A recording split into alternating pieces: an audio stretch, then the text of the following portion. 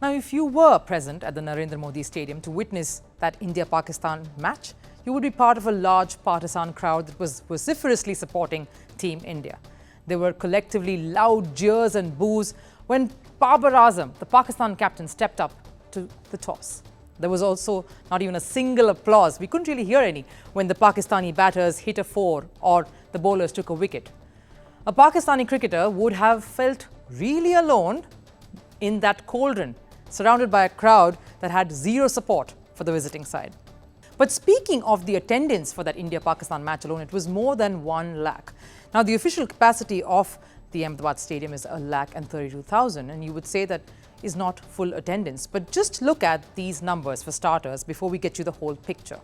The total attendance for the 2015 World Cup, that's hosted by Australia and New Zealand, was 6,23,247.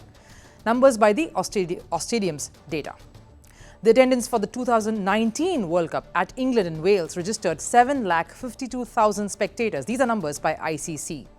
Now, the numbers for India with first 9 games out is around 2 lakh, just a little under 2 lakh. Now, adding the India-Pakistan numbers, it would take the total to over 3 lakhs. Now, even before we come to the halfway stage in the tournament, we are halfway to the total.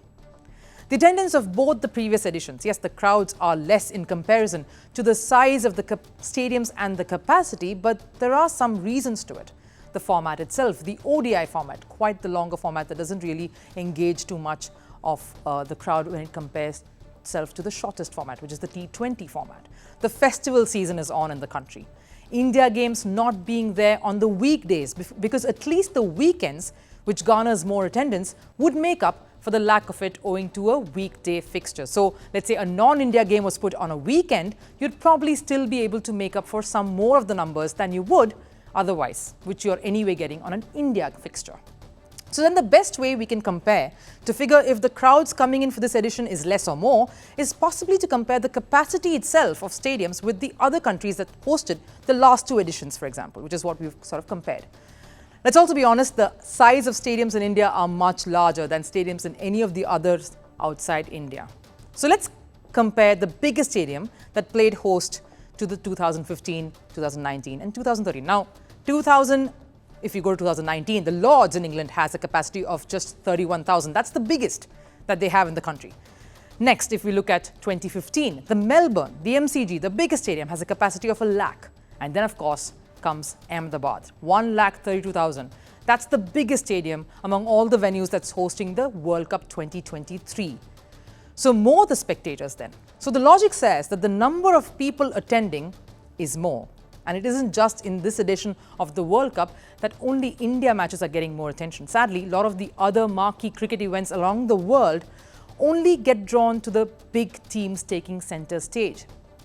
So the end of the tournament will definitely see the Indian edition of the Cricket World Cup breaking all records in comparison to the others.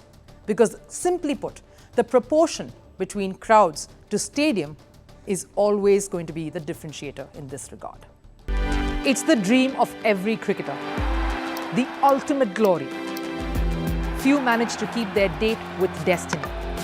But for many, it's been heartbreaks and a cross to bear. The Holy Grail is here in India. I'm Rupha Ramani, and Firstpost brings you the ringside view.